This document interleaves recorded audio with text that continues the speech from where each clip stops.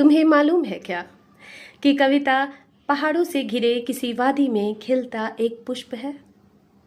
हर यात्री उस तक अलग अलग रास्ते से पहुंचता है और उसे देखकर वो मायूस भी हो सकता है, मुस्कुरा भी सकता है, ठहाके लगा सकता है, पर इन सब में उस पुष्प का कोई योगदान नहीं होता।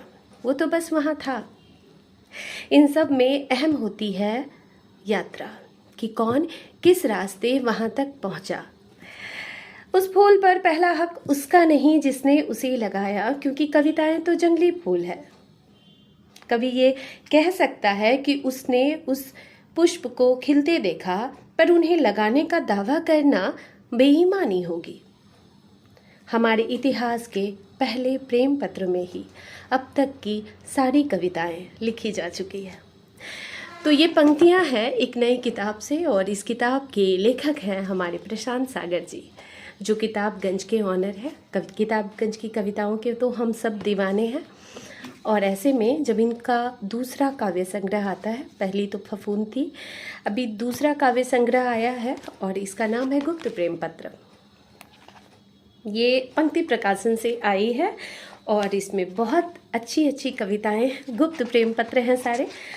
तो हमेशा किताबगंज में मैंने पढ़ा है कि प्रशांत जी ने लिखा वहाँ पे कि हमारी कविताएं इतनी सरल होनी चाहिए कि उन्हें कोई भी चोर आसानी से चोरी कर सके।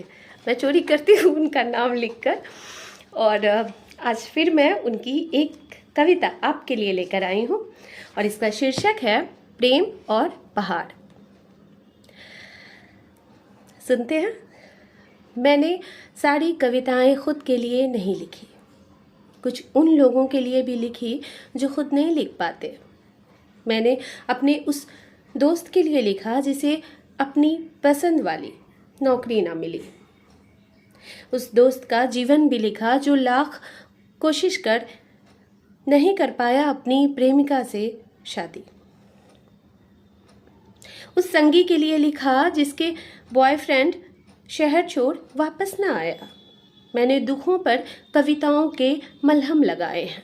मेरी कविताएं कालजयी नहीं है, पर वो स्वार्थी भी नहीं होगी। कविताओं को कभी भी स्वार्थी तो होना भी नहीं चाहिए। तो प्रशांत जी की बहुत प्यारी कविताओं का संग्रह है ये, और नेक्स्ट टाइम मैं आऊँगी तो इसमें जो और भी बहुत सारी कविताएं हैं मैं धीरे धीरे करके उन्हें सुनाती रहूँगी। मैं मौसमी चंद्रा इस बार आपसे विदा लेती हूँ, अगली बार फिर मिलती हूँ नई कविता के साथ।